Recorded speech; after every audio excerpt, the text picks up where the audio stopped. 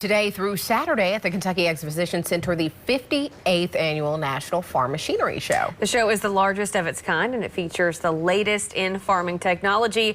And our Sam Carter is live at the Expo Center this morning, giving us a look at all of this stuff. Sam, this is fascinating.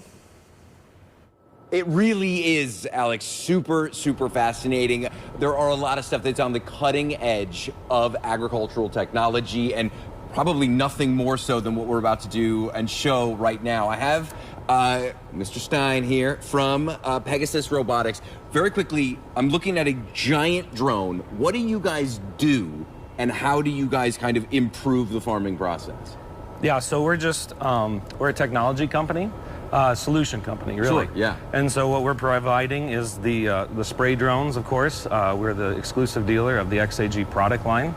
Very unique drone, as well as the solution and support behind the system that helps get the product out in the field. And I want to talk to you about the solution and support aspect of it. Let's take a little walk here, because it really is amazing. When you guys are out there in a field with these drones doing these crops, you guys will be spraying them 2 drones at a time. Talk to people about the drones themselves. How fast do they go? Kind of these are you were saying off camera, these are the fastest drones in the West, right? They're the fastest drones in the West, and the biggest ones at that too. So they're carrying 13.5 gallons. Doesn't sound like a lot. Doesn't sound like much to a 600-gallon or 800-gallon sprayer type deal, but they're covering acres at 30 miles an hour, which 30 to 31 miles an hour, which is very fast, putting down 2 gallons, just like an aerial airplane. But, you know, running 2 across at a time, you're covering 50 acres an hour per drone.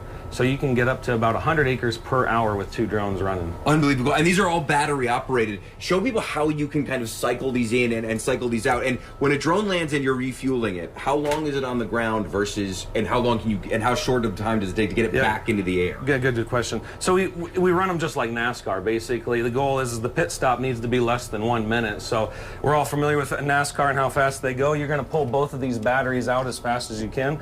You know, they pull out live, and then you're going to drop those in water. In water? Why water? It seems counterintuitive. So then when we drop them in water and we start charging them, they're charging so fast and dumping so much voltage in them for, 10 minutes.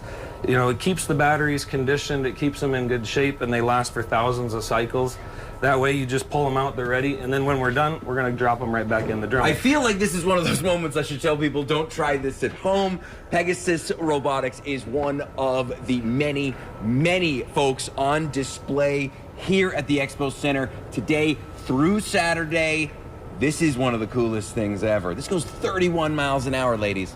That's pretty fast. It's a lot faster than my electric scooter that I got for Christmas. I would say probably so. Yeah, they need to get moving. So it's good that they do go fast, Matt. They got a lot of ground to cover. They definitely do. Love the technological advances coming into agriculture. Sam's showing us all of that.